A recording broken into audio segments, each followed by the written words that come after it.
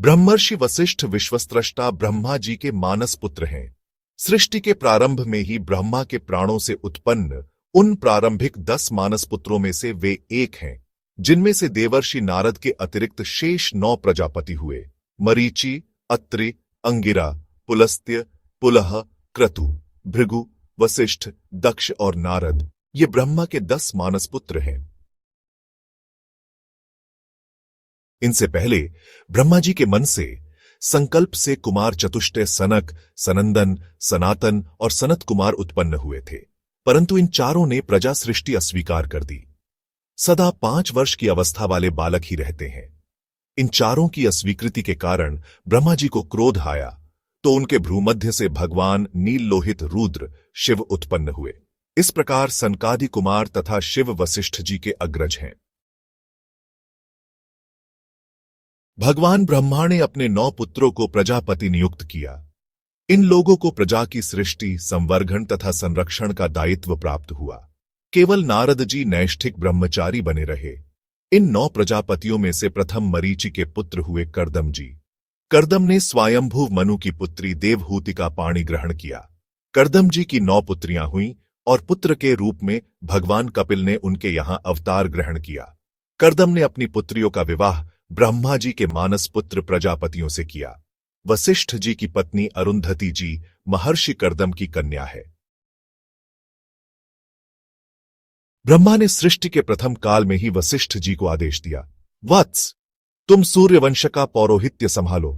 वशिष्ठ जी को ब्रह्मा जी की आज्ञा सुनकर प्रसन्नता नहीं हुई। उन्होंने ब्रह्मा जी से कहा, पौरोहित्य कर्म शास्त्र निंदित है, क्योंकि इसमें लगे ब्राह्मण को पराश्रित रहना पड़ता है।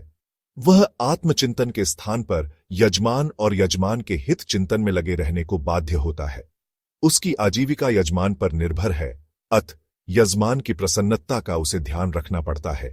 यजमान में यदि कृपणता, अश्रद्धा आ जाए तो पुरोहित में चाटुकारी, लोभ, छल आदि दोष आए बिना नहीं रह सकते।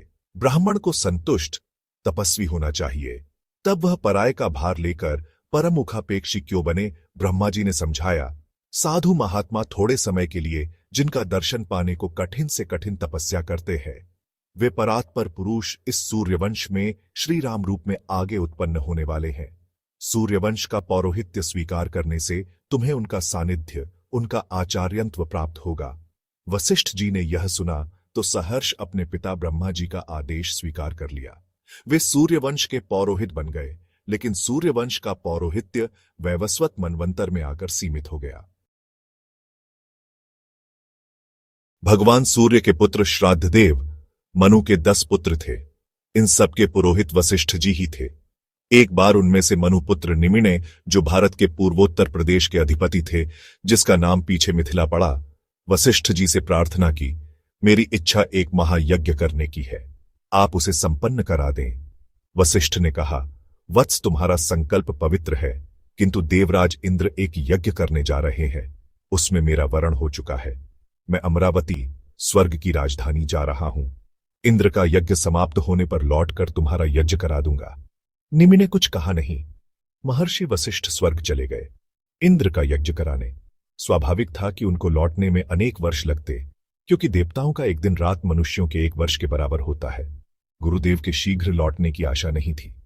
निमि के मन में आया, जीवन का कोई ठिकाना नहीं है, मृत्यु किसी भी क्षण आ सकती है, अतः विचावान को शुभ संकल्प अविलंब पूरा करना चाहिए। अच्छे संकल्प को दूसरे समय पर करने के लिए नहीं छोड़ना चाहिए।